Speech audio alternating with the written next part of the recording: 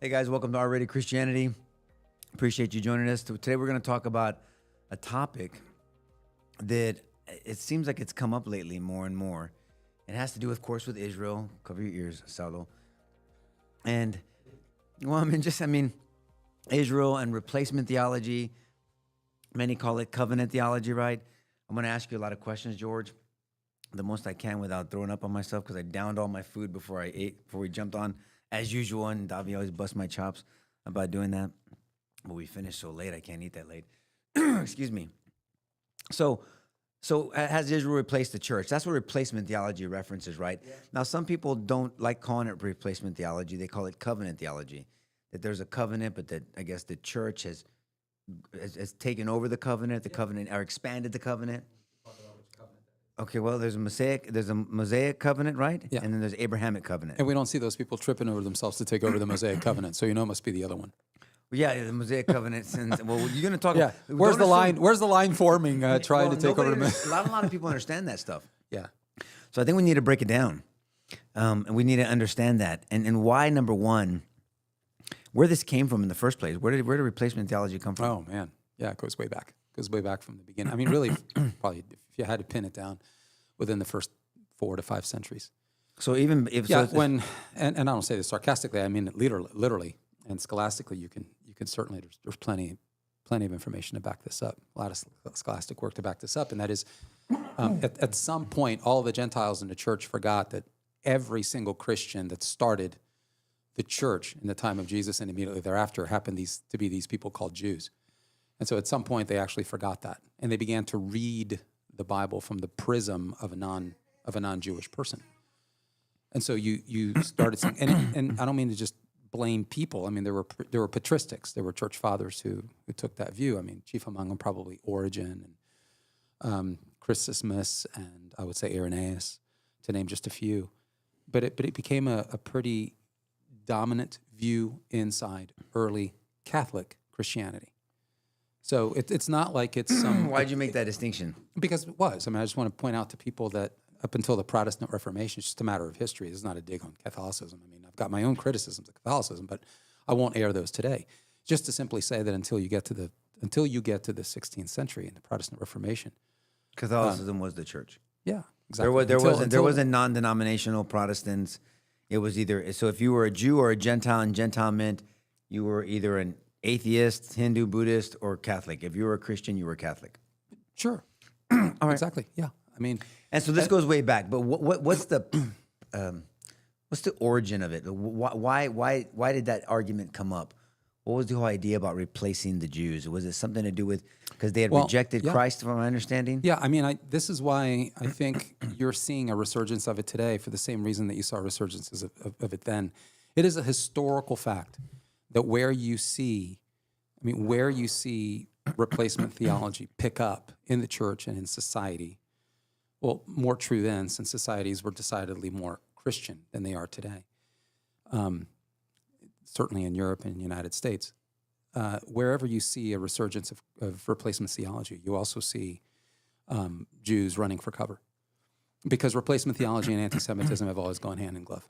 At least surges of anti-Semitism in society. It's easy to understand that. If you marginalize Israel spiritually, and you asked an important question, where did it all start? I mean, just intellectually. And it's just a notion that, look, let's face it, the Jews denied Jesus. In fact, more directly said, in their view, the Jews killed Jesus. Yeah. And so they killed him, they denied him. Therefore, the kingdom was snatched away from them. And you asked me this week, somebody had sent a text about Matthew 21:43, which follows a series of parables where Jesus is talking about the kingdom of heaven being taken away, and he's addressing Jews. And so there's a lot of extrapolation. There's just extrapolating the conclusion way beyond the proper context of the passage. And there's a number of passages like that. I think Matthew 21, you brought it up. Can you get? Yeah, let's go ahead. Let's go ahead and look at Matthew 21. Matthew 21. What is it? Matthew 21:43, and it follows a parable that goes back at least 10 verses, where it's the parable of the wicked servants. So, you're saying the people that support replacement theology use this passage. It's just one of them. This is a critical one because they're saying, "Aha, Jesus is doing that," and this is just really it's unfortunate. It truly is, because that is not at all. Jesus is actually quite clear. The parable, not only is Jesus clear in Matthew 21:43 who he's addressing, but he's clear in verse 44. He's clear in verse 40. In 45, it's really damning, because the people that he's addressing actually state that he's addressing them, and he's not making some huge national statement here. And so we should go there and just read it, because this is a chief verse. And so I let's just let the passage speak for the passage. No, So, you got it? No? are you able to pull it up? Okay. Well, I can. I got it here. So Matthew 21:43. Sure. Well, you want me to do 42 or no? Jesus said to them, have you never read in the scriptures, the stone that the builders rejected has become the cornerstone? He's talking about himself, right? Right. A rejection of him. So they rejected him, and the person they Right. rejected become the cornerstone. This was the Lord's doing, and it is marvelous in our eyes. 42, therefore I tell you, the kingdom of God will be taken away from you and given to a people producing its fruits. That's pretty compelling if you just on the surface, right? Sure. And the one who falls on this stone will be broken to pieces. Now read verse 45. And when it falls on anyone, it will crush him. Verse 45. When the chief priests and the Pharisees heard his parables, they perceived that he was speaking about them. Who? He's speaking about them. And addressing them. They're the audience. This isn't some... Yeah, but couldn't you argue that he's addressing the audience and telling you, hey guys, the kingdom's going to be taken away from you? You, right. So what he's saying is, and by the way, it doesn't even make sense to make it about national Israel, because if he's explaining a parable, and they knew that he was talking about them. Oh, you're talking specifically the Pharisees, not national Israel. Right. I see what you're saying now. I'm sorry, I missed that. I see your point. These are people walking by Rrated Christianity. The Pharisees don't represent Israel. Oh, they represented Israel in the sense that they were the leaders of Israel, but he's addressing them as being, shitty stewards of national Israel. And so, by the way, all of the conflicts, and I would challenge people to go through the Gospels and find all of these examples of Jesus going after miscellaneous Jews. All of his conflicts, all of them, are with these leaders of Israel. All of them. And so he is calling into question the way they have manipulated the scriptures to do, frankly, acts of injustice to their own people and to misrepresent God. And to the point where he overturned the table of the money changers. There's two occurrences of that. You always point that out in John chapter 2, I think in Matthew 21. Right in this chapter. Well, then 2 chapters later, Matthew 23, Jesus uses some pretty colorful language. At who? At the Pharisees. At all of Israel? The seven woes to the Pharisees. Right, and there's the scribes and Pharisees is right there. There's a theme. There's a theme here, and so I guess this is just a great example. It seems because they call it out. They say they knew he was addressing them. And it's not just here. I mean, it's throughout the book of Matthew. He is constantly clashing with the Jewish priestly caste about very bad stewardship. I don't want to derail us, but I have to ask this question because I think the question I'm going to ask you is something that I've always struggled with. Because, I mean, to me, George, I could give a crap, right? I'm just being honest with you.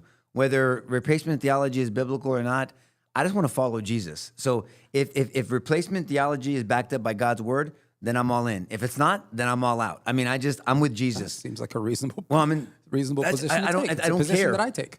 So my point is this. So you have, and I think a lot of people, I really believe people get caught up on the whole chosen people. They define chosen people as people that are chosen by God to have this one-way ticket to heaven, and they don't need Christ. That they're carved out of the gospel, the requirement of believe in your heart, profess in your mouth that Jesus is Lord, and that God raised him from the dead, and then you will be justified. You'll be saved. Romans chapter 10, verses 9 through 13. Yes.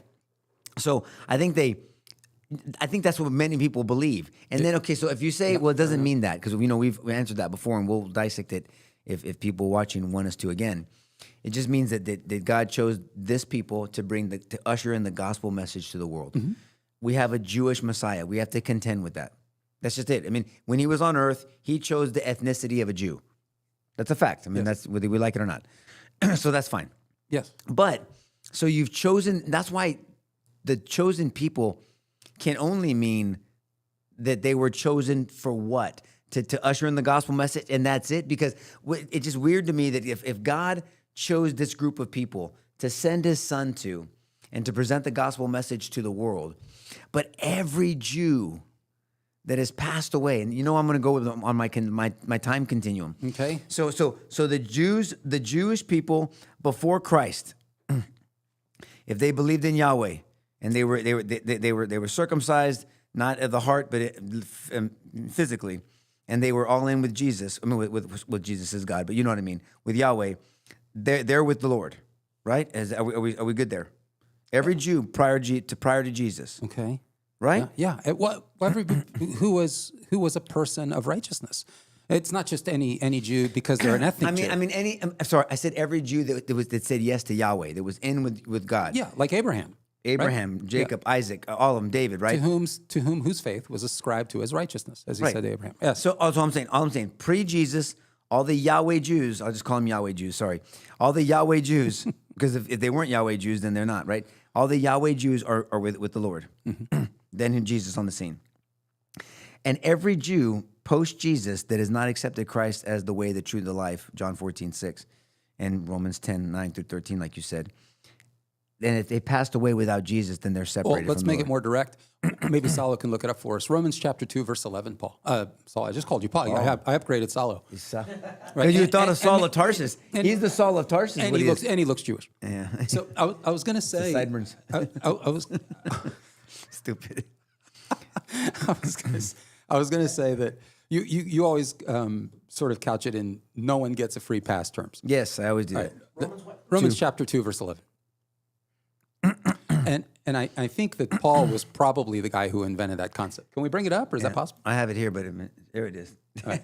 For there is no respect of persons. Any question? In the ESV, it says, "For God shows no partiality." Okay, and what he's addressing is a church made up of Jews and Gentiles. Okay, so there is no respecter of persons. In the context here is clearly a person who is saved, a person who is in God's fold. Israel, the word Israel itself actually has a meaning. It means governed by God. That's actually what it literally means. So it's in this context that he makes the claim that no one gets a free pass. He begins the letter to Romans. But these chosen people are not going to be with the Lord. Right, but so we have to talk about what that means. Oh, yeah, that's why I'm getting that. That's why I want to know. So I'm going to go back to the scripture, and I'm going to go back to two scriptures. Romans chapter 12 Genesis 12 verses 1-3, which is the Abrahamic covenant. And then I'm going to see a restatement of what it means to be chosen in Deuteronomy chapter 7, verse 6.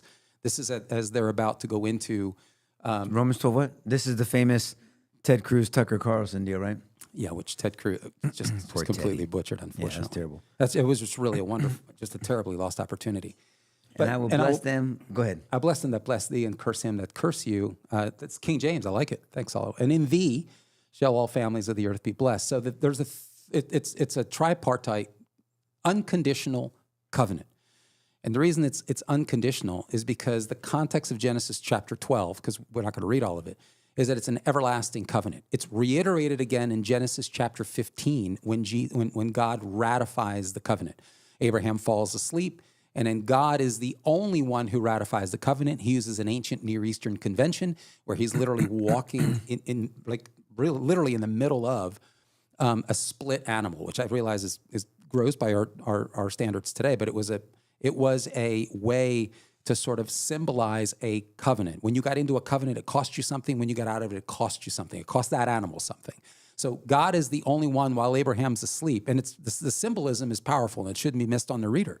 God is the only party of that covenant.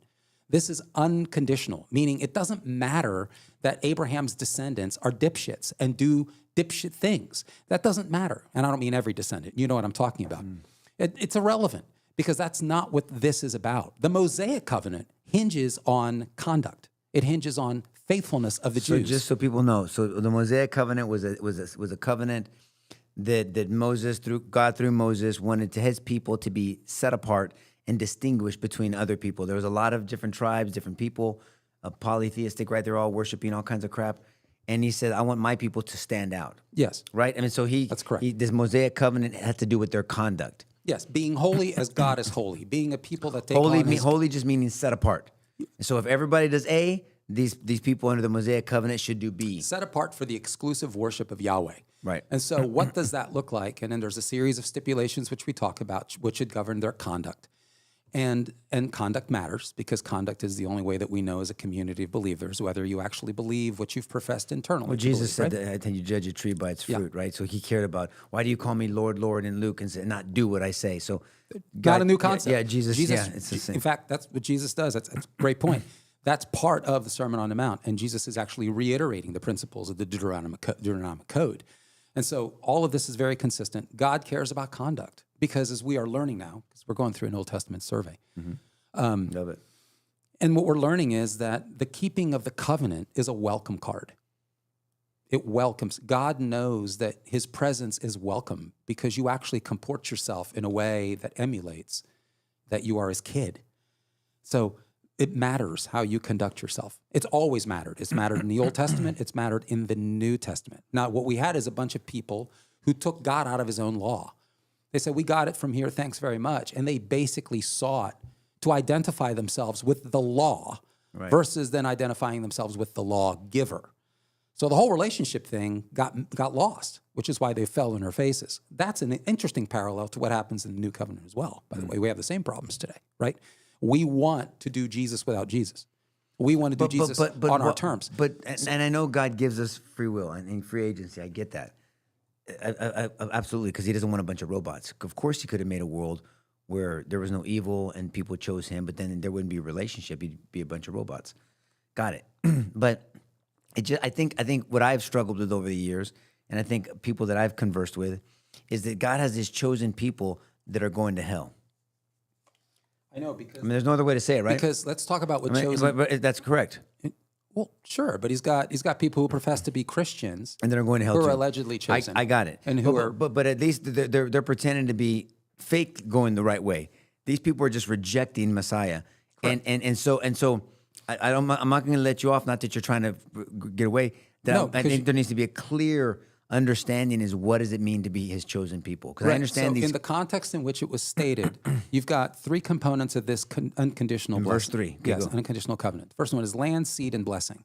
And by land, we're talking about, it's pretty intuitive, the actual land. There are parameters between Genesis 12 and Genesis 15. Why is God giving them certain land? Because he's creating a nation, and nations need land, right? Okay. Every nation needs a land. Every nation needs borders. They need a language, and they need a culture, the way they do things, right, to identify themselves as a particular national culture. So God is creating a nation from Abrahamic descendants. Okay. Now, obviously, we know where this is going. We know where this nation's going. We know what the point of the nation is. Well, he says, I'm going to give you land. Not depending on what you do, but I'm going to bless you with land, with seed, and with blessing. Now, land, seed, and blessing. Okay. Right. Now, land isn't some spiritual land. Let's not embarrass ourselves with some weird allegory around land. Land is land. In fact, he talks about the land of Canaan. He describes it, right? He does. And so why is that? But they've never had that land. They've never had the full parameters of the promised land. That remains an open promise to be kept. So this notion that national Israel is now is no longer of concern to God. Is he going to give them that land regardless, or is it conditional? No, this is part of an unconditional covenant. Now, so no matter what, they can still flip the bird at him. No, tell him to piss off. No, and they're still getting that land. No, that's not. Okay, that's an excellent question. It's an excellent question. No, not at all. There's going to be national Israel is going to be redeemed, and by national Israel, obviously, salvation comes to individuals. It doesn't come to nations. And so the formula for salvation that you just brought up at the top of the hour, Romans chapter 10, verses 9 to 13, again, a contextual block, is dependent on an individual commitment to Christ. It's not some national commitment. But the simplest example I use is if you look at national Israel now, it's obvious that they are in opposition to Messianic Judaism. That shouldn't be a controversy. It's obvious. So national Israel as it is now isn't going to inherit that. But there's going to be a national Israel that will. Now, is this after Christ comes back and they've That's correct. The 1,000-year reign, and we'll get into premillennialism at some point. Yeah. There's a 1,000-year reign, and that's described in Revelation chapter 20. You could start in verse 1, go to verse 15. But there's a 1,000-year reign. That'll be a time to shore up promises. A 1,000-year reign by Christ. Correct. He's coming back. Yes. He's gonna. People are gonna know it's Christ. That's correct. And people are still gonna reject him. Well, there's going to be people who are going to be there's a shoring up of people who have been holding out. This will be a time. Well, if Christ comes back, you better get your shit together, brother. I mean, right. You're the one that always points out, which you should. Matthew literally 28. 5 minutes from doing all these miracles and an ascension, they're still wondering. Doubting. Yeah, I know. So I mean, never underestimate. What did P.T. was it P.T. Barnum who said, "Salo, never underestimate the stupidity of the American people."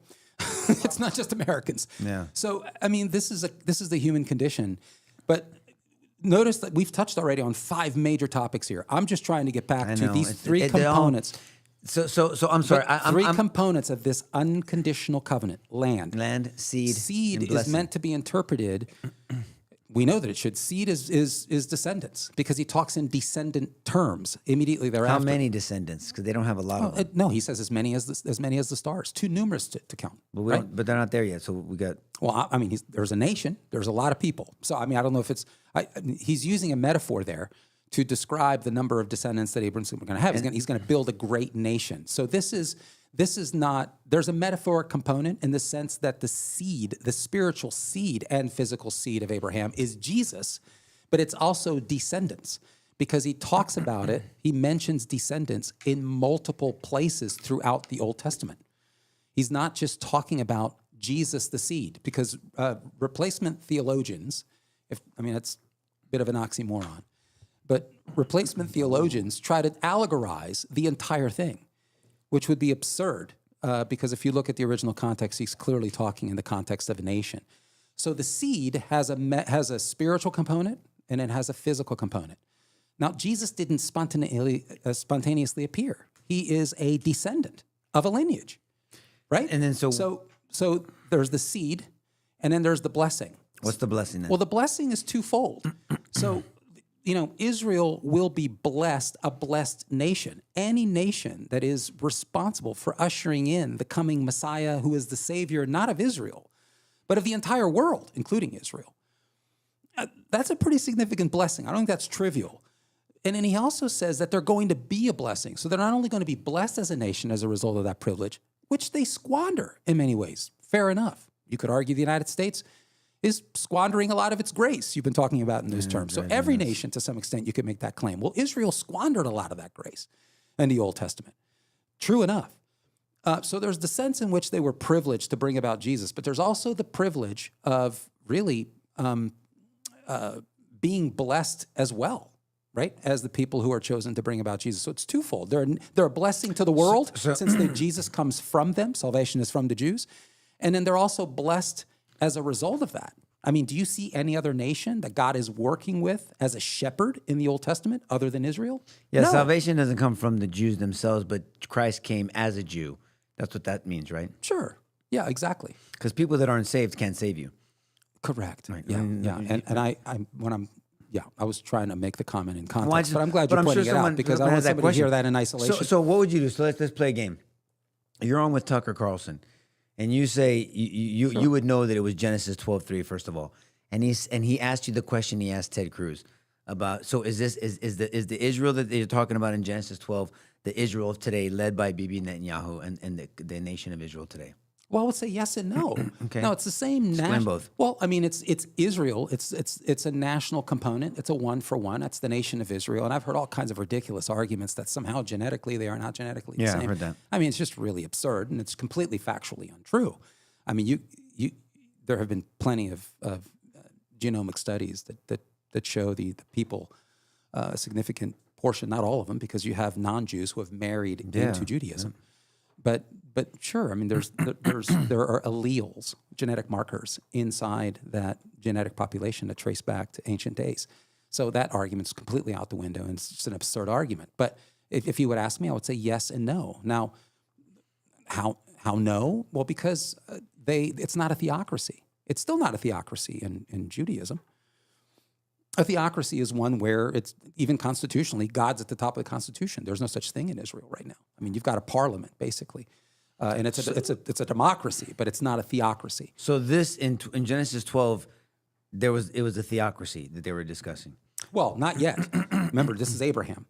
So it's hundreds of years, to the tune of 400 years before they actually go into the land of Canaan. And notice, it's interesting, It's not a small And point. is that what the blessing is towards? Is a future blessing? Those that bless Yes. you will be blessed, and those that curse you. And so I guess Cruz and anyone that uses this passage to defend today's Israel is misusing this passage. If they allege in any way, or if they intimate in any way that the Jews get a special salvific pass, or there's some other path outside of the gospel, yeah, that's absurd. Okay, but I don't think people use it that way. I think people use It's this. understood that way. Well, no, I think people use Genesis 12:3 to say that if you bless, you got to give Israel whatever the hell they want, agree with everything they say, and agree and support everything they do, or else you're cursed. And yet, it's a red herring because it's never happened. It's literally What's never happened? Your supposition that's what they believe, or that's the argument they're making. It's never happened historically, and I've pointed out What's here, never happened the historically? notion that there's this somehow there's been a state or a time in history when no matter what Israel did, they literally walked between the raindrops and everything was fine. That's never happened. And if you read throughout the entire Old People Testament, believe that now. there are some people who believe that, but there's plenty of people who don't. In fact, what do you always say? I know somebody who sounds just like you and looks just like you, sends me lots of videos from Instagram proving that that's really not the case right now. But the point is, historically, Nico. But what I'm saying is hasn't somebody happened. uses Genesis 12:3 to make that proposition. Okay. Because it seems like people in our government, people in the church, in certain areas of the church and certain divisions in the church, that never criticize Israel. Like ever. I mean, And what I would say is, there's not. and they may or may not be wearing a gray T-shirt. I'm just joking. I'm joking. You know, I'm busting your balls. All I'm saying is, but that would be a misuse of this passage, right? Yes, of course. Actually, in fact, it would be the exact opposite. So this in the doesn't Old- apply today. It does apply today. This is active and well. It's an everlasting covenant. If you cursed Israel, how would you be cursing Israel? Okay, you want their demise. You want their destruction. All right. Right? They don't have a right to... You see them as subhuman. Ring a bell? Like Iranians. The government, the Iranian government, not the people. And I wouldn't even... You don't even one of their motto, what is it? One of their from the river to the sea. It's the old Palestinian coming out of Gaza, right? Yeah, they just can't... Right. Israel cannot exist. From the Mediterranean, yes, to the river. It's by the notion of a curse isn't a disagree.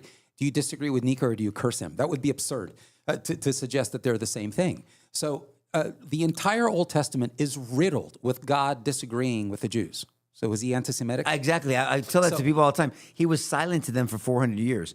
I mean, he let them. If you read the book of Judges, he allowed them to be conquered 12 different times. Their own That's why prophets were preaching judgment throughout the entire Old Testament. I agree with you. I mean, people just really have that. I'm with you 100% I don't get it. on that. I don't understand it. That's what I'm saying. At least biblically and historically, I don't know when there was ever a piece of history that was actually sanitized with that view or exclusive to that view. It's never happened.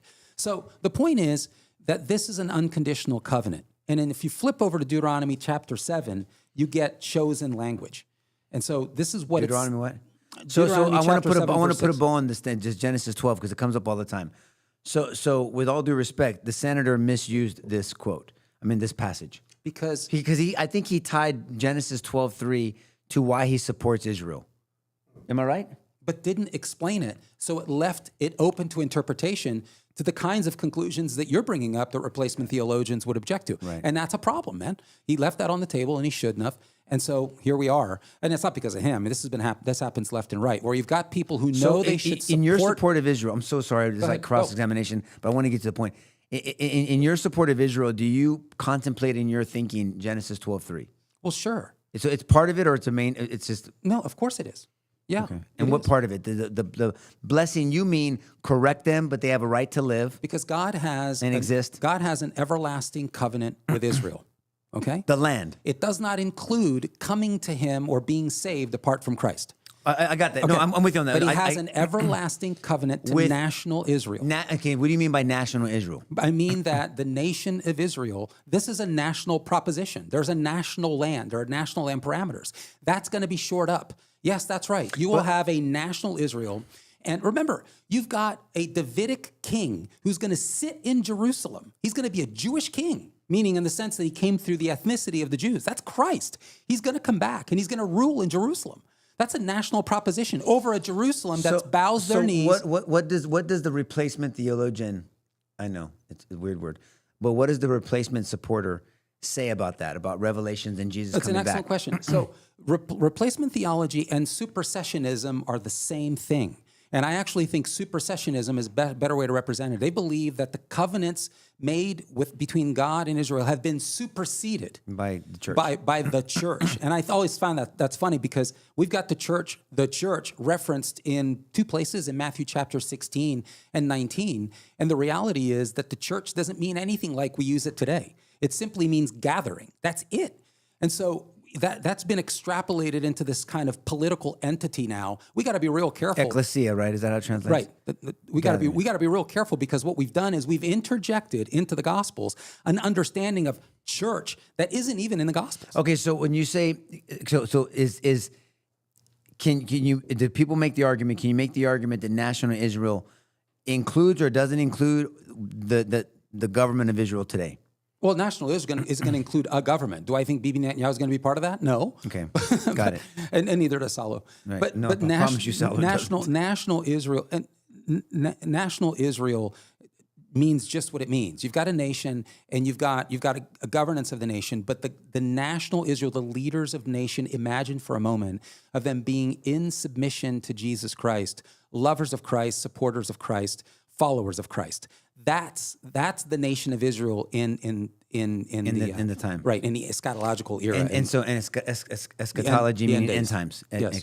So I want to make sure people are following us, and so got it. So Genesis 12:3, 1-3 is one but is partially applicable today and partially not. Essentially, the land is applicable. Got it, right? The seed is applicable. Okay. And the blessing is applicable. Why would the blessing still not be applicable? I mean, there's no need to say that none of that is applicable. Where's the rub? I'd like to truly understand what's the rub. And the blessing again is what? Well, the blessing is just the fact that Jesus has come through. Okay, just that. So they've been a blessing to the world. Salvation is from the Jews. Jesus, by the way, said that in John chapter 4. I think it's verse 22. Because he was making that statement of himself. And he was actually making the argument that I'm here first for the Jew and then for the Gentile. He came for his people ethnically. He started at home. And they rejected him. Fair enough. Who rejected him? Did every single? No. You know why I know that? Because the first Christians were Jewish. All of them. Yeah. And so this is the point. This is the rub we're going to have to address here. We really just, a lot of supersessionists never deal with the fact that for centuries, virtually all of the Christians were Jewish. And it's just crazy to me. This notion of church is meant to be, and this is Paul's metaphor in Romans chapter 11, uses this olive tree and the grafting, right? Okay. So you have this body of believers, this olive tree, and then you have the natural branches. And the natural branches have been unfaithful, right? And there's a remnant he talks about. Yeah. Now, what does that mean? It means that there's a group of individuals who remain faithful and who are faithful and who bow their knee to Christ and who receive the gospel. In fact, he's talking to them right now in Romans. And so the letter to Romans is dealing with a church that is now seeing lots of Jews and some Gentiles come together. And so Paul is giving them kind of an intro of who they are and who Israel is. And it's a beautiful thing. It's a beautiful letter because these people are coming together and they're sharing in their commitment to Christ. But here, this is very important. That does not mean that God's blessings for Israel, which do not, I keep saying this over and over again, Keep going. which do not mean that they can be saved through any other name other than Jesus, remain intact. And I want to know what is the problem with that? What exactly is the issue that God has? I think it's people misinterpreting what that means. I really do. From as an observer who really didn't, I mean, I'm watching from the outside trying to get a lay of the land before I jump into the fray. This has been some time now, and I don't claim to be an expert. But it really comes down to the definition of what it means to be God's chosen people. And then the reason why I hung out in Genesis 12, or the beginning of Genesis 12, is because a lot of people use that. And they use it in the way of you bless Israel, and they define blessing Israel as agreeing with Israel on everything, never criticizing Israel, you can't rebuke Israel. I mean, Look, God rebuked them numerous times. I mean, and so theoretically, the church, America, everybody can rebuke Israel if the government is doing some shitty stuff. And I hope they would. Okay. And so you rebuke them. It doesn't mean God's not still going to fulfill his promise to them ultimately, because for 1900 years, people got to remember this. And I heard this argument why they don't support replacement theology. One of many, of course, they went into scripture as well. Was how do you explain that the state of Israel is after almost 2,000 years is back in existence? I mean, if God had really replaced them, then they're gone. Well, not just that, but where they're supposed to be. And a portion, despite all opposition. Right. So I mean, it's interesting. So I mean, so I put that in submit that into evidence. I mean, it's something that people. Well, you got to grapple with it. But you have to toil with that. But I think a lot of people, I really believe, and George, I think I'm pretty good at pinning up. And Sally, you tell me if I'm wrong, but I really think it's the whole chosen people, because you listen to people like Candace and Tuck. I mean, this is condescending. Oh, the chosen people. And look, there's a lot of disgusting Jewish people out there that spit on Christians, talk shit about Jesus. I mean, all kinds of stuff. And they'll get what they deserve, right? I mean, at the right time, if they don't bend the knee and repent before they leave this earth. Sure. But I think people, all that's going on. And then you have, I mean, I think BB's a shady cat, man. But that's me. I mean, I don't think he's wrong about everything, but I definitely don't think he's right about everything. You know, I have a lot of criticism of him. Don't disagree. And so people think, like, when you take a Ted Cruz position, you have him when he says something, and I really, like you said, he really missed the mark on that. Way off. I'm going to say, why do you support Israel? Because of Genesis 12. Especially given the platform. That's what what people feel. We got to support anything they do. I agree. And I think that's the mistake. But it should be a red flag right out of the gate, because forget Israel for a moment. Is there anyone you agree with totally? And I mean, I don't agree with my wife 100% of the time. Yeah. And she's really easy to agree with. And so there's a difference when you say bless Israel. Well, I bless Nico too.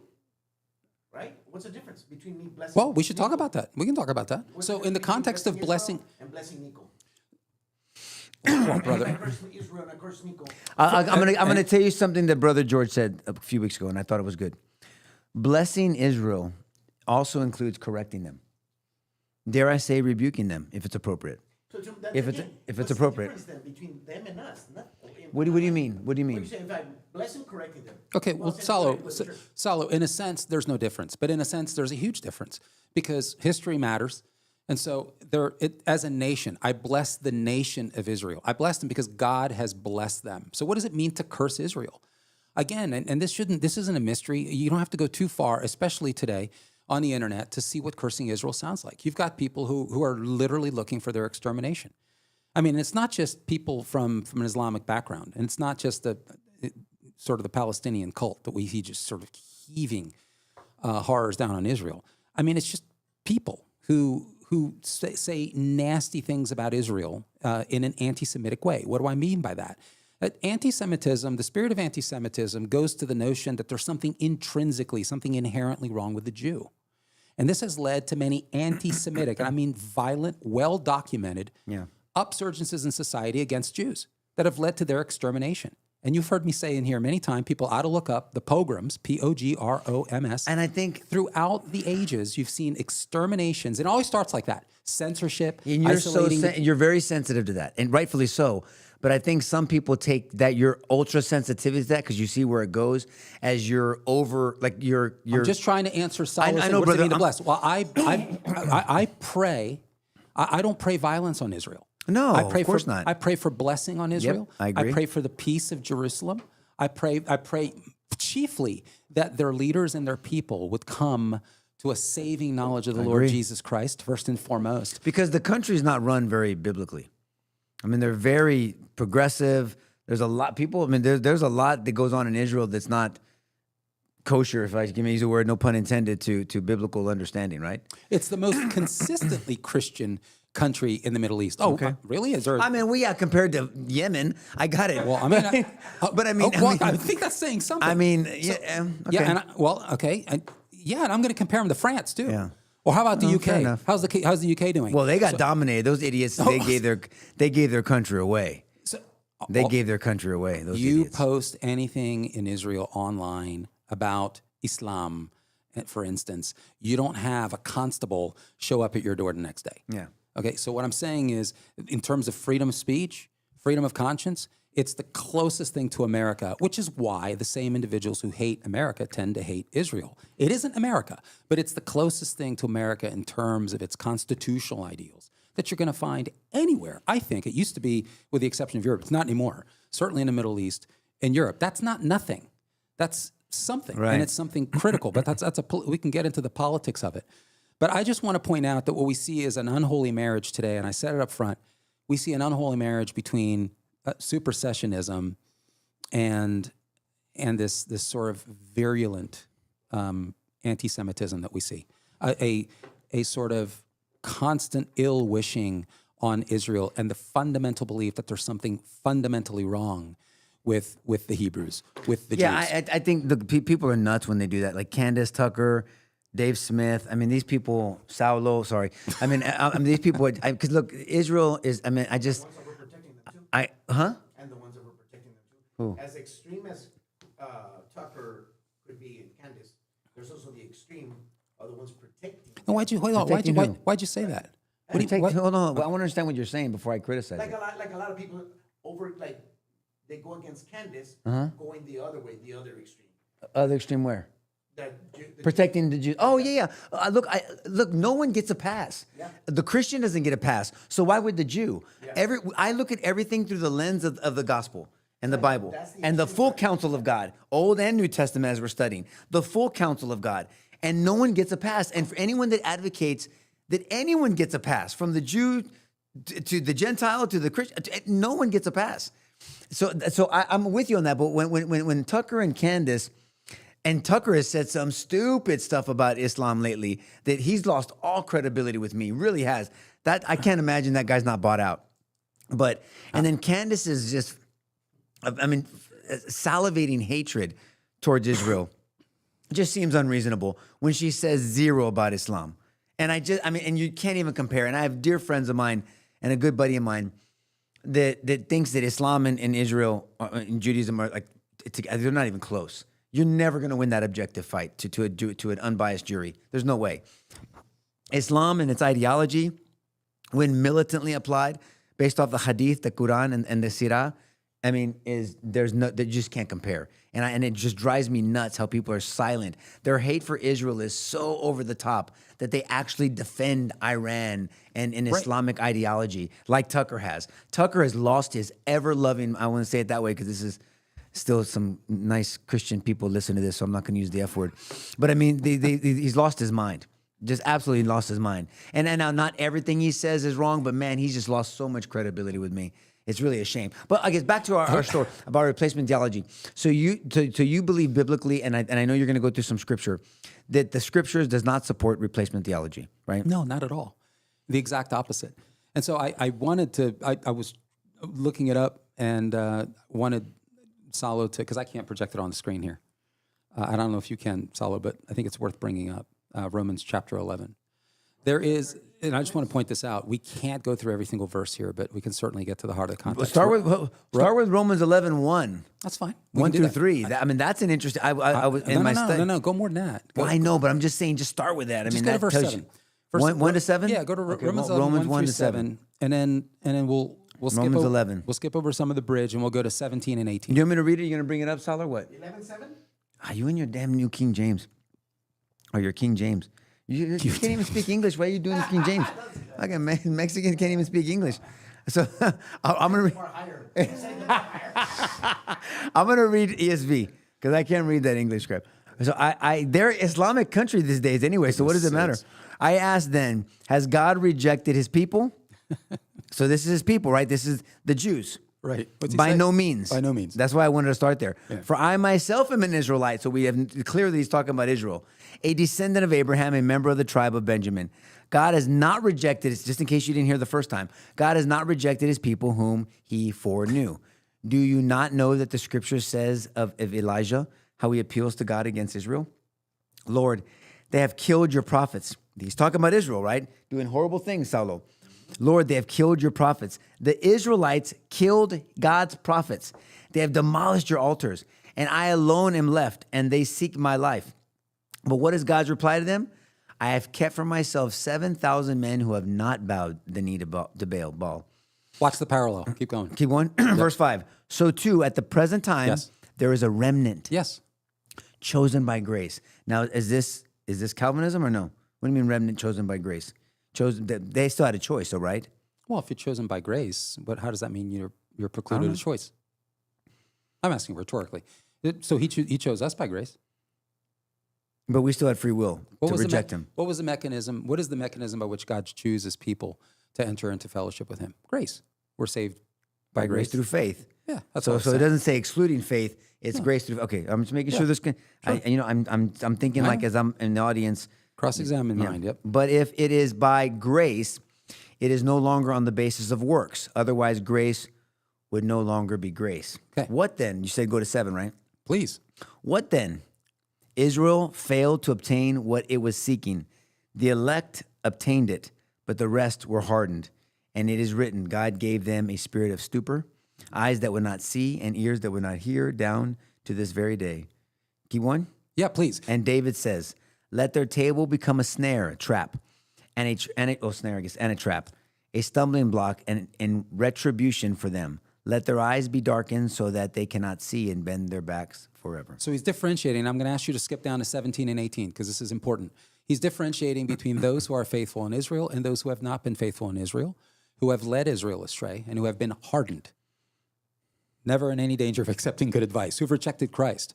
So it's interesting. He's walking through a history of Israel, but I love that he does this. Throughout the ages of Israel, there have been remnants. And you know that. You read throughout the Old Testament, there are those who are faithful, there are those who are not. And so what he's saying is so too today.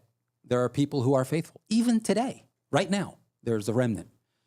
And I think it's beautiful to see that. It's been pretty consistent. They happen to not be in charge, by the way, of national Israel. But that's going to change. So then or now? Not now. They're not in charge now. Yeah, that's not now obvious. for sure. Yeah, no kidding. So let's go to 17 and 18. This is very important for Okay, I want the Romans 11:7. supersessionists to think clear about this and stomach it because this is kind of a hit in the nuts. So let's read that, please. But if some of the branches were broken off, and you, although a wild olive shoot, were grafted in among the others, and now share in the nourishing root of the olive tree, do not be arrogant toward the branches. Yep. Is that towards Israel? Yes. If you are, remember it is not you who support the root, but the root that supports you. Boom. Yeah, that's pretty tough. Yeah. Okay. You get that, Saulo? You're going to hell. No, I think this is a salient. This is Saulo. a salient. This is what I think is ironic. This is what happens when people pick verses to mount arguments. Yeah. The point is that Paul in Romans 9 through 11 is actually arguing for the centrality of Israel in bringing about the gospel. And because Israel has been unfaithful, he kicks them in the nuts. Yeah, he sure but he does. tells the Gentile, don't get arrogant. Don't come in here puffing your chest, thinking you're something special. First of all, it's all grace. This is all the same gospel. Yeah. This church was not meant to exclude Israel. It was meant to include Israel. Go ahead. But some people use this, verse 20 and beyond.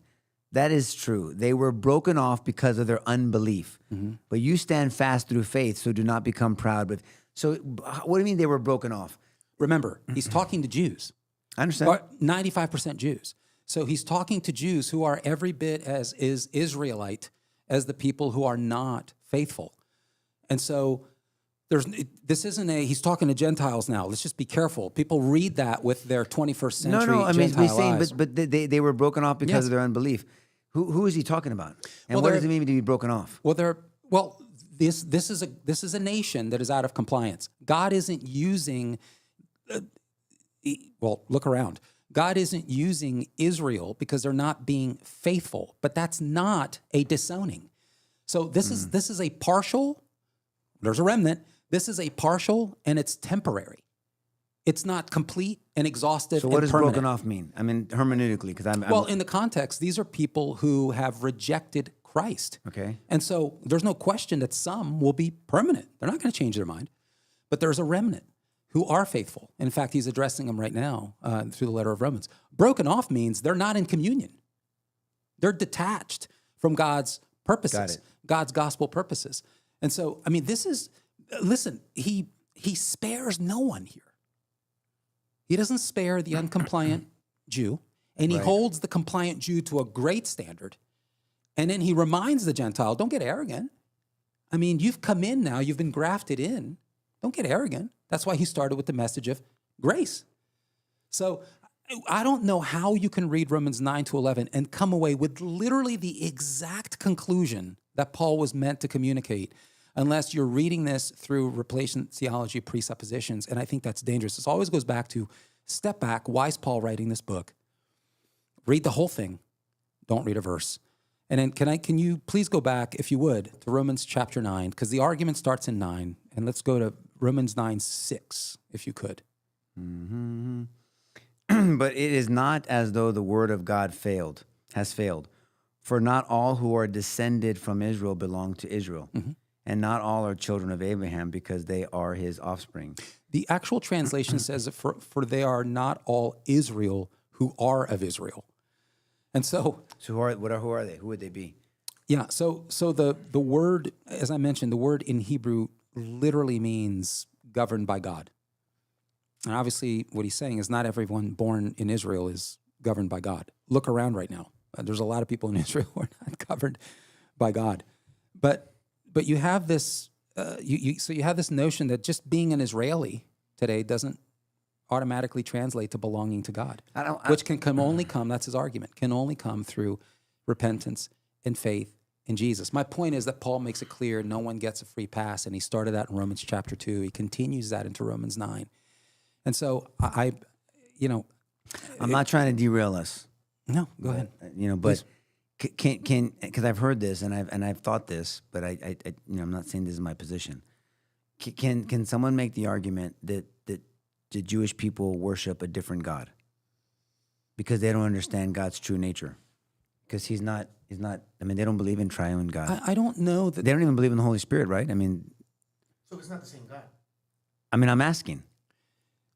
I would be careful about that. I mean, I'm not going to speak. I'm not trying to be, heretical. I'm asking because to me, if someone doesn't describe all of George Araujo to me, and just uses your name, but doesn't describe all of you and your true character and your true nature, then they don't know you, and you're talking about someone else. You're not talking about George Araujo. I think the problem that exists today is a problem that has existed from the very beginning. And you know how I phrase it, you know how I frame it, because I think it's appropriate. It's not just appropriate of Israelis. I think it's appropriate of, unfortunately, modern day Christendom. Sure. And that is that what we do is we worship Jesus on our terms, and they worship Yahweh on theirs.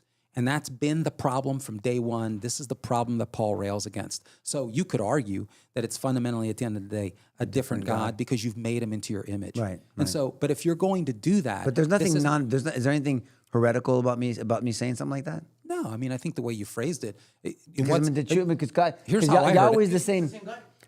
I know. I've thought about that over the years. Saul, if you would ask him who they worship, it's Elohim. So I know, but Elohim means us, right? And if you go to Genesis, let's make man in our image. Elohim. I mean, he's not schizophrenic. I mean, so there's obviously plurality. There's three persons in one being, and they don't understand that Elohim. The translation is a plurality. They do not see Elohim they don't see him in a composite. But I want to answer his question before like an infinitely unified composite. They don't see Elohim Trinitarian. Obviously, I mean they don't see the Trinitarian component there. But if they don't see so I've wrestled with that over the years, because if God's true nature is three persons in one being, and Yahweh is God, the Father's God, the Son is God, Holy Spirit is God, and there's three persons in one being, and they don't believe in that, then you believe in something else. Would you think it's the same criticism? I'm right. I mean, Nico, you think it's the same criticism when people say that Muslims and Christians worship the same? No, because you have completely different character. It's different because before Jesus comes, we're all on the same page. They just don't understand God's true nature. The Islamic people, Allah comes from a moon god, Hubal, right? And then the Ishmael and Isaac and Ishmaelites, and they went out, and 500-600 years later, then Muhammad comes up with this religion that he's off the reservation. That's right. Yeah. I mean, and then God's character is different. Yeah. So Allah doesn't want to know you. You cannot know what God. He doesn't. So Allah's character is completely different than God's. Allah doesn't mind deception to push the movement. God can't lie. There's very few things God can't do. He cannot be unjust, he cannot murder, and he cannot lie, right? And he can't be inconsistent, by the way, because he's God. So no, I don't compare it exactly the same, but absolutely the Jews have an incomplete version of God because they don't believe in the second and third person of the. Complete, or is it not the same Brother, I can't. I can say incomplete for sure.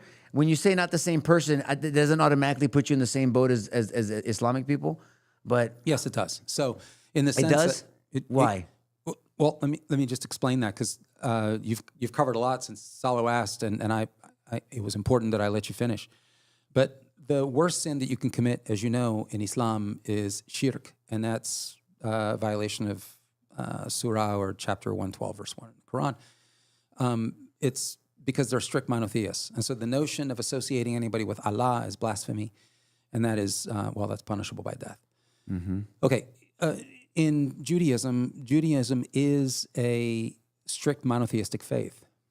It is. And so when they say, Hear, O Israel, the Lord your God, the Lord is one, we see a compound unity there. They see a strict unity in that term. So there is a wrestle of how that term should be interpreted. And it's not by people who know Hebrew versus people who don't know Hebrew. These are people really who within the expertise of Hebrew linguistics who differ on that. Christianity, and I think to its favor, obviously, because I'm a Christian, I think wins that argument because it is treated as a composite, and the pronoun follows it. Let us make man in our image. Right. The pronouns that follow it are a plural composite. So that's the rub there. You see, they would say this is a strict unity. It is a strict monotheistic faith. It's one, literally one, versus a compound unity where you have this literally no daylight between the alignment of the Father, the Son, and the Holy Spirit. But to your point, you've got three persons, right, and one in one Godhead. So it's just a different view of that, and that's been the battle of the ages, But anyway, these are some of the arguments you can have with Messianic Jews before they became Messianic Jews, and that's one of the. I've talked to a lot of Messianic Jews. I'm originally from southeastern Pennsylvania, and as I've mentioned to you, I was for a time there attending many years ago, Beth Yeshua in Philadelphia, and I would get in these discussions, and they would share because I always wanted to know, how did you make the leap? And a lot of them would mention this component of discussion. I mean, to defend some people that have genuine questions, I think Tucker's unreasonable, and I think Candace is unreasonable. But I mean, as much as we like to joke with Salo, I think Salo's an honest actor. I mean, he's genuinely questioning. I have another buddy of mine, I don't have permission to use his name, that genuinely questions, and it can be confusing if the terms are not defined properly, as in a contract, as in a court of law, and applied appropriately. I mean, you can have this confusion, right? And you can have this, you're arguing the wrong point because you have a lack of understanding, and I'm part of that lack of understanding, by the way. So, I guess scripturally, and we're going to go a little bit over because we started a little bit late, but what passages other than Matthew 21 do the proponents of replacement theology use to support their position? I mean, one of the ones that you sent over, and it's commonly used, I think, is in 1 Peter chapter 2, verse 9. And I frankly don't know why this is such a big deal. You've got, I don't get it. I don't know why this is, again, the belief is that the church, which, there was no church. There literally was no church when Jesus was making these comments. He was talking to singularly Jews. So the notion that Jesus would have been talking in terms that they didn't understand at all in any way, I think that would have been bizarre. Yeah. And so they wouldn't have conceived of the way that the church is being conceived of today, that we literally took these covenant promises. What I always find ironic is that we want the blessings, but we don't want the curses. I always find that really interesting, and so Jesus was everybody.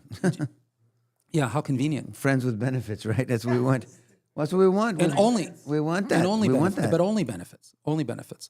So I think 1 Peter chapter 2, verse 9, is this idea that the church is this, is this nation at First the Peter, exclusion. I've seen that one. at First the Peter ex- 2. yeah. First Peter 2:9. 1 Peter 2:9, the idea that the church is somehow this, this nation. But you are a chosen race, a royal priesthood, a holy nation, a people for his own possession, that you may proclaim the excellencies of him who called you out of darkness into his marvelous light. Once you were not a people, but now you are God's people. Once you had not received mercy, but now you have received mercy. I mean, that doesn't argue replacement No, theology. the problem is, well, it does if you think he's talking singular to Gentiles, because he's Well, it using just says similar, this sounds like it's your grafted in language. exactly. Yeah, yeah. So my point is, you can take 1 Peter chapter 2 verse 9, and you can, and the argument is, and this was actually part of that text that you sent me. The argument being that he's, the supposition is that he's talking to Gentiles. There's not a Jew to be found, and the irony is that Peter is not talking to exclusively Gentiles. He's talking to a group of believers who are both Jews and Gentile, and it's true. They've been grafted into one olive tree, a holy people. Ephesians 2:14. Amen. That's right. And that's right. And Jesus, Ephesians chapter 2. I mean, really, read verse, start at the beginning and read through verse 14. Yeah, that's 14 is what it says that. The point being that Jesus came and eroded, decimated those hostility, those barriers that were largely ethnic in nature. But it's not just ethnic. It's all kinds of other barriers that somehow seem insignificant when you look at the fact of what Jesus did for each person, right? And forgiving them all of their transgressions. I mean, we got to look at each other through skin differences and backgrounds and ethnic differences, really sort of look at them as if they're nothing compared to what Christ did for us. So let me take a point of personal privilege, and hopefully it'll bless others when I do this. I hope so, because I mean, so if we use this microphone just for example, demonstratively, as Christ entering the earth, Christ is Messiah. We have Christ on earth, right? I'm trying to toil with the logic that every Jew born before Christ just lucked out. Because if Christ hadn't come or waited another 100 years, then these Jews would have still been with Yahweh. Mucking it all up. Don't get me wrong. I mean, still doing the shit they were doing, but they would have still been with Yahweh. And just because Jesus came here and not there, now they still had a choice to reject him, but these people weren't even given that choice. Because if Jesus would have come here, then maybe there's a bunch of Jews in here that would have rejected him and for eternally separated from God. I'm trying to wrestle with that because God's consistent. He's logical. He's just. He's a God of order. And so is it that simple? And if God says it is, so be it. But I want to make sure it reconciles with his character. That if just as Jesus, if Jesus enters over here, there's a ton of Jews that would be eternally separated from God. If he enters over here, there'd be a ton of Jews that would be with God eternally. But because he came from God here, isn't dependent on his timing. I don't understand. But what I'm saying is Jews before Jesus did have an opportunity to reject Jesus. Of course they did. How? Well, Abraham did. So why didn't they? What do you mean Abraham did? Jesus said so. Jesus did. What do you mean Abraham rejected Jesus? John chapter 8, verses 56 to 58. Okay, you're familiar with that. Well, then well, how did he reject Jesus? He said he was looking forward to my coming. Right. Okay. Okay, so he couldn't have rejected him? Well, when was he looking forward to the coming? When he was on earth or after he was in heaven? Well, Jesus... This is what was so scandalous because he's making a statement. Jesus is timeless. The idea that Abraham met or knew Jesus is it would have been what? Chapter 8 what? John chapter 8 verses 56 to 58. Jesus is establishing that he's God. So he met and communed and knew Abraham. Abraham had an opportunity to know him. When? And respond. I don't know exactly when, but we have. Well, he's interacting with Yahweh. God pulls him out. Give me 50 what? 50 what? John 8, 56 to 58. Okay, tail end of Genesis chapter 11, Abraham is plucked out of the ancient Near East. Yeah, we don't know if he used texting or email. Pretty sure he didn't. But how did he reach Abraham? Before Abraham was, I am. Okay, that's a distinct. That's a I am God. Divine claim. Yeah, and I've been around I'm not going to read forever. on 48. I'm sorry. I'm going to read it all because like you said, don't just read a verse. The Jews answered him, "Are we not right in saying that you are a Samaritan and have a demon?" Jesus answered, "I do not have a demon, but I honor my Father, and you dishonor me. Yet I do not seek my own glory. There is one, capital O, who seeks it, and he is the judge. Truly, truly, I say to you, if anyone keeps my word, you will never see death." The Jews said to him, "Now we know that you're a demon. Abraham died, as did the prophets, yet you say, if anyone keeps my word, he will never taste death." Now, they're obviously misinterpreting what he's talking about. "Are you greater than our father Abraham, who died, and the prophets died? Who do you make yourself out to be?" Jesus answered, "If I glorify myself, my glory is nothing. If I glorify my Father who glorifies me, of whom you say, he is our God. But you have not known him. I know him. If I were to say that I do not know him, I would be a liar like you." He's talking shit.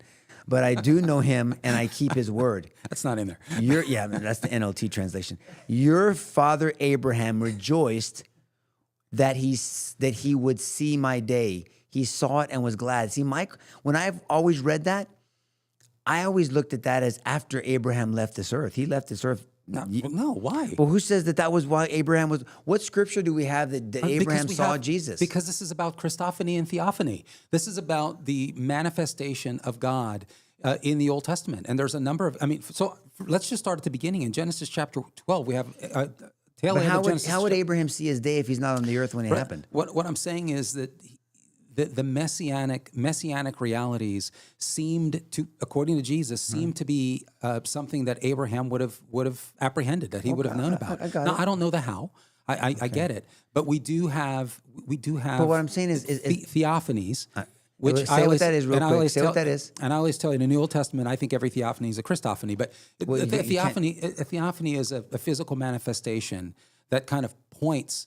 It's a physical manifestation of God and or Christ that in the Old Testament. Right. Okay. So, and I just simply started at the beginning, at tail end of 11, Genesis 11, Genesis 12. Abraham's a pagan, Abram, and he's called. God calls him in a move to Egypt. Mm-hmm. You see at Bethel in chapter 13.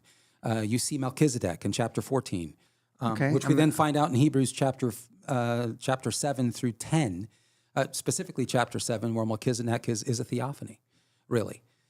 So, we have lots of examples in the Abrahamic story where you have God appearing to him, and it's God. The angel of the Lord language is not literally an angel. That's interpreted by scholarship to be. So you're making the point. You believe that Abraham saw Jesus while Abraham was on earth.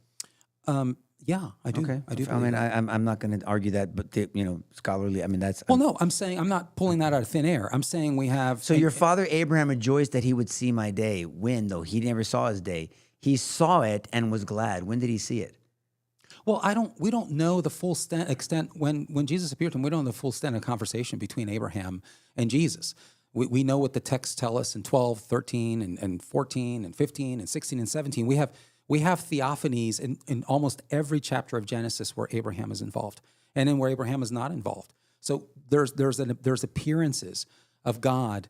The angel of the Lord is obviously if God appeared to Abram, Jesus did, because they're one. Correct. But there's no. I guess we're not given any details of the conversation saying, "Hey, by the way, I'm not the second person of the Trinity." I'm not doing a literal for one. What I'm saying is that Abraham would have met with him, and so Jesus is suggesting here we don't have a conversation transcript in the Old Testament. We do have evidence that you have God appearing to Abraham. And so Christ, who is eternal, who's part of the Godhead, I don't think it's a stretch to suggest that Abraham would have done exactly what Jesus is saying, that he would have known Jesus and that he would have looked forward to Jesus. Jesus is saying that. That's not hyperbole.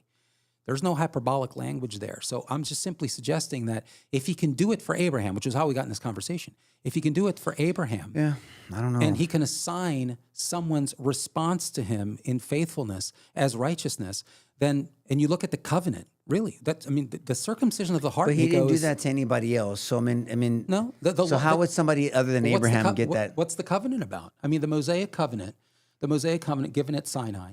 The Mosaic covenant, the circumcision of the heart is not a recent thing. That's Deuteronomy chapter 30 verses 1 through 10. I'm being pragmatic, George. That's all. I'm saying that there is people that would have rejected Christ if he would have come sooner. They were all in with Yahweh, but they would have rejected Christ.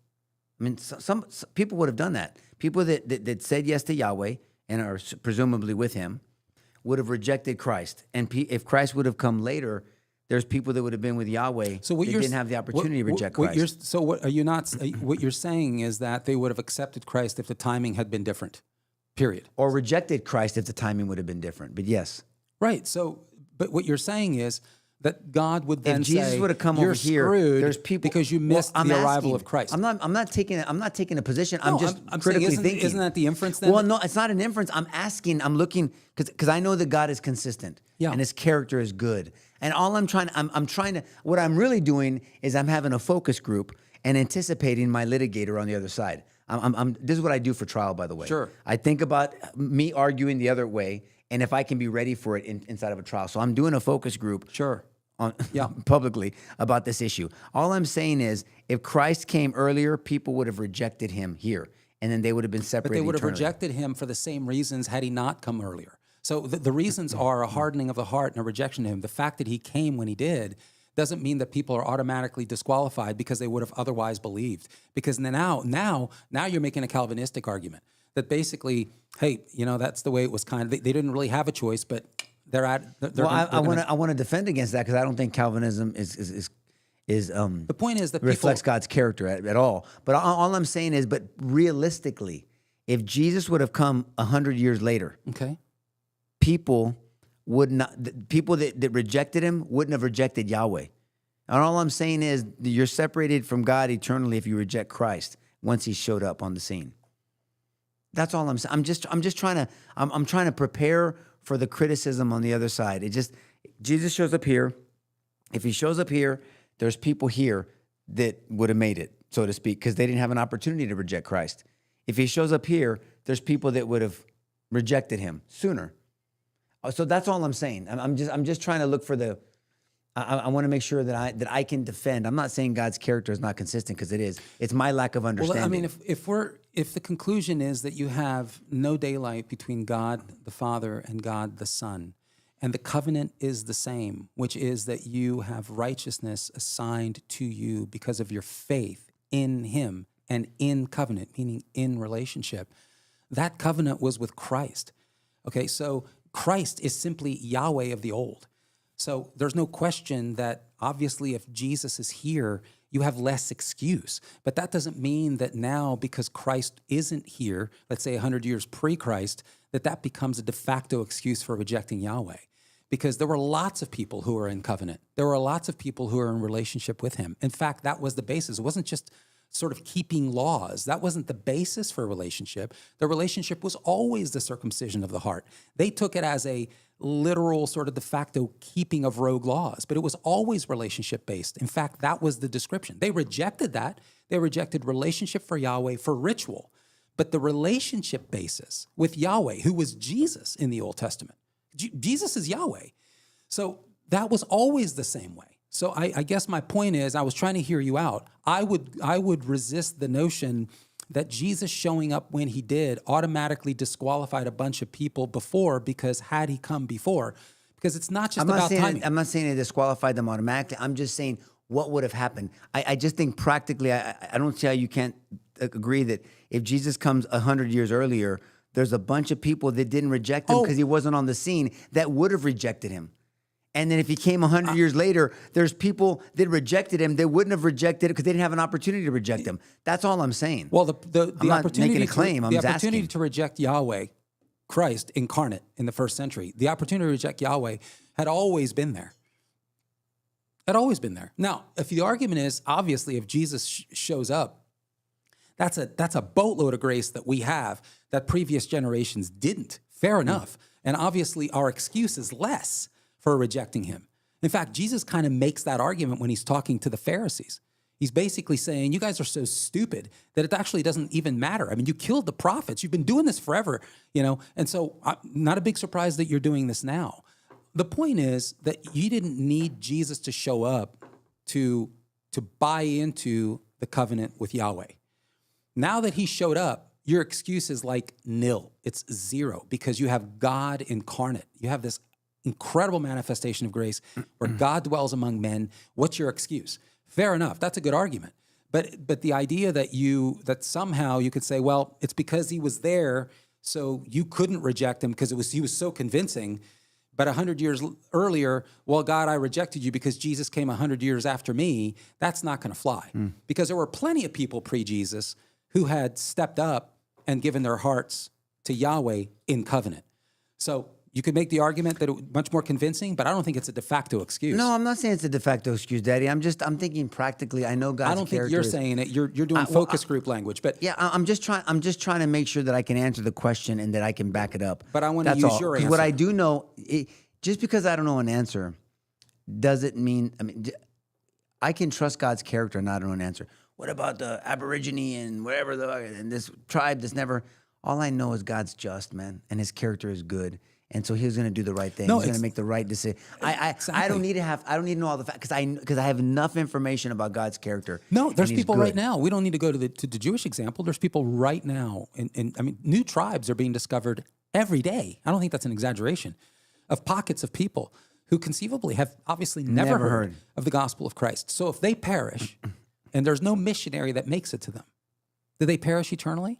And I just don't buy that. I don't either. I don't either. God's character. And so how does God, and this is an important question, but here's where I draw the line in the sand with people who say, oh, it's impossible. Well, if it's impossible, then we got to ditch the entire Old Testament. Yeah. Because that's exactly what happened in the Old Testament. That's why I went back to Abraham, because it's radical. You get to Genesis chapter 11, you have the table of nations in Genesis 10, and in Genesis 11, all of a sudden, God is reaching out to some dude in the ancient Near East, near Mari and Haran, okay? And he's a pagan. So, I mean, just pause right there. So he did that. There's people today who could say are analogous to that condition. So what's he going to do? He's going to let them perish and send them to hell? Yeah, no. Absolutely not. No, God's character is good, brother.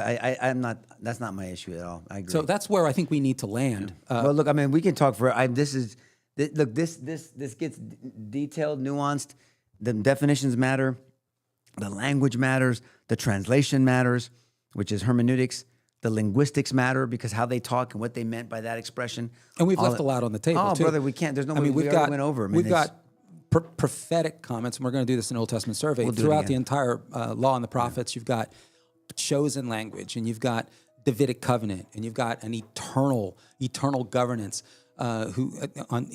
in Jerusalem by your messianic king. This is an everlasting nation. We got to talk about the end times. What happens in the 1,000-year reign of Christ? There's all kinds of really important conversations that are offshoots that I think will help color this in a little bit better. We just don't have time to do it today. All right, anything, Saulo? We're good? All right, guys. Oh, I mean, I don't know. I mean, I'm learning. I hope this benefited you. There's so much here. It's a lot. It's just the tip of the iceberg. You and I have had these conversations before, and I learn something new every time. And, I know what I know. I know what I don't know. And so I always tell people I'm great at what I'm great at, good at what I'm good at, and I suck at what I suck at. And I'm not ashamed to put different things in each category. So hope this blessed you and helped you. Share this with someone you think may benefit from it. Have a blessed week and hope to see you, or hope you see us next week. Bye-bye.